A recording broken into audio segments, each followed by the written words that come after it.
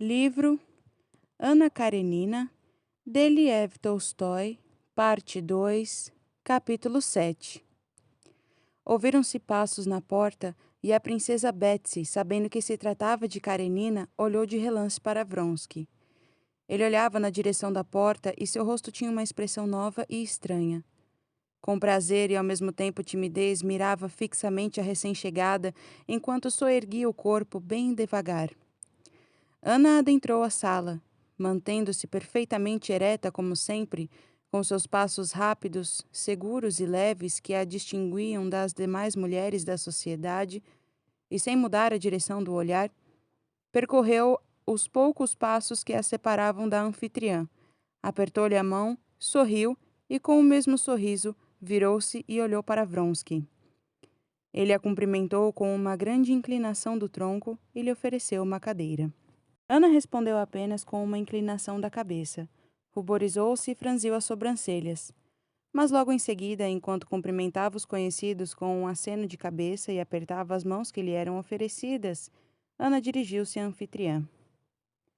Estive na casa da Condessa Lídia e tive a intenção de vir mais cedo para cá, mas me demorei. Sir John estava lá, muito interessante.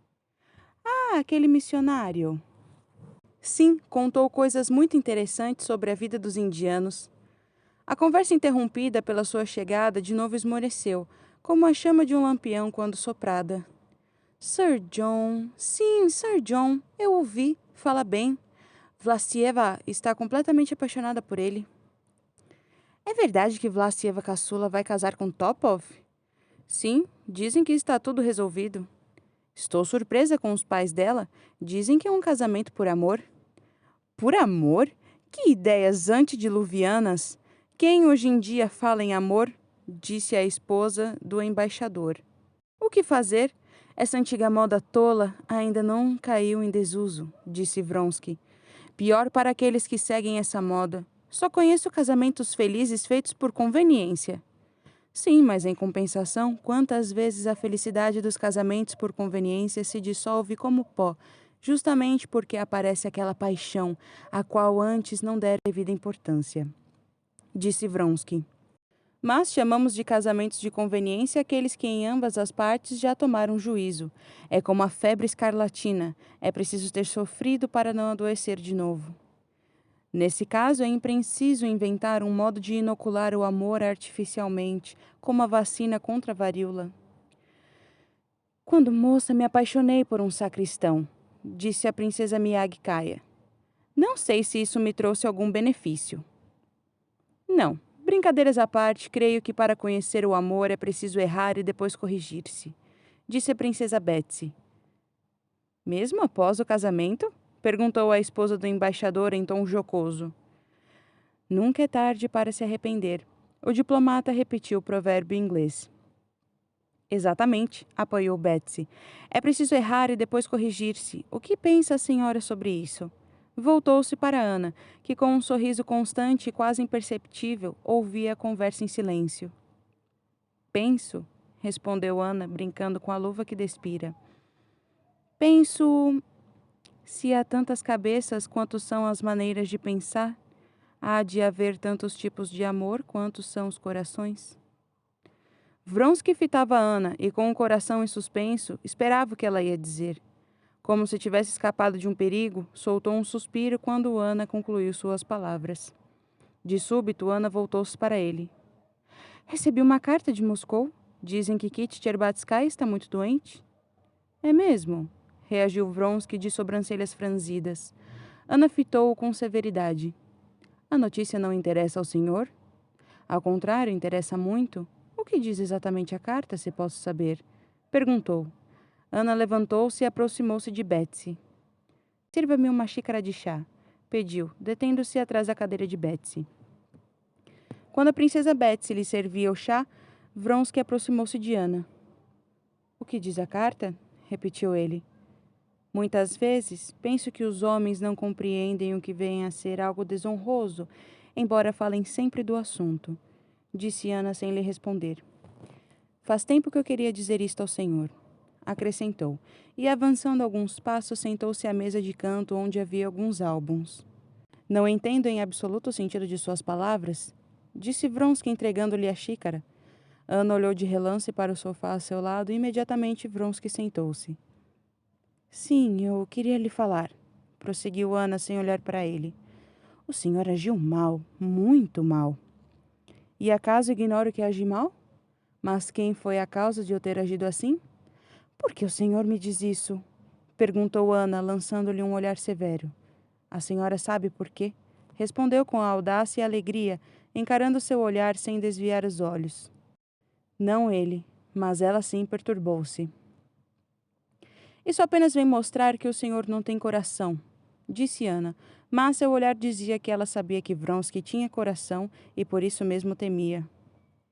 E isso a que a senhora se referiu foi um engano, e não amor. O senhor lembre que eu o proibi de pronunciar esta palavra detestável, disse Ana sobressaltada. Mas, no mesmo instante, se deu conta de que, com aquela palavra, proibi, mostrava que reconhecia ter certos direitos sobre ele e por isso mesmo o incentivava a falar de amor. Há muito eu queria dizer isto ao senhor, prosseguiu, fitando decididos os olhos de Vronsky e toda ela ardendo no rosto corado que queimava. E hoje vim aqui de propósito, sabendo que o encontraria. Vim dizer ao senhor que isso deve terminar. Nunca me ruborizei diante de ninguém, mas o senhor me obriga a me sentir culpada. Ele a fitou e ficou impressionado com a nova beleza espiritual do seu rosto. O que a senhora quer de mim?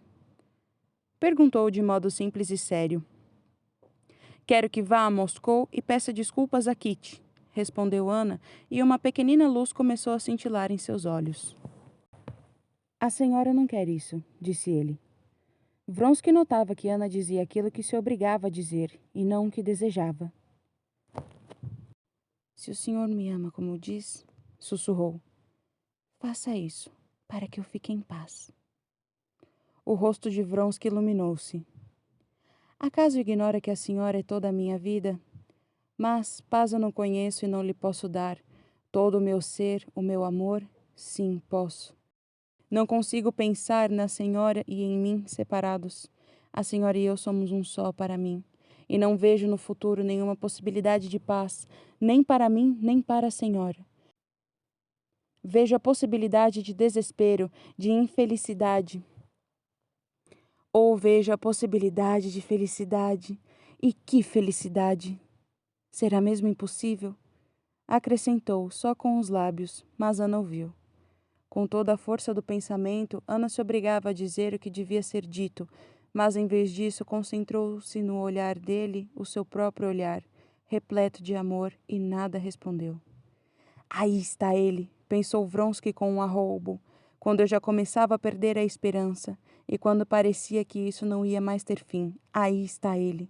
Ela me ama, e o admite.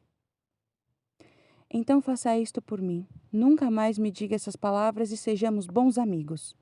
Pediu a voz de Ana, mas seus olhos diziam algo bem diferente. Não seremos amigos, a senhora sabe disso. Seremos os mais felizes ou os mais infelizes dos seres humanos. Isto está em suas mãos.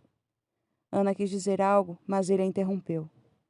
Só lhe peço uma coisa, o direito de esperar, de sofrer como agora, mas se isso também for impossível, mande que eu desapareça e eu desaparecerei. A senhora não mais me verá, se a minha presença lhe for penosa. Não tenho intenção de banir o senhor. Apenas não mude nada, deixe tudo como está, disse ele com voz trêmula. Chegou o seu marido. De fato, nesse momento, Alexei Alexandrovitch, com seu passo calmo e desajeitado, entrava no salão.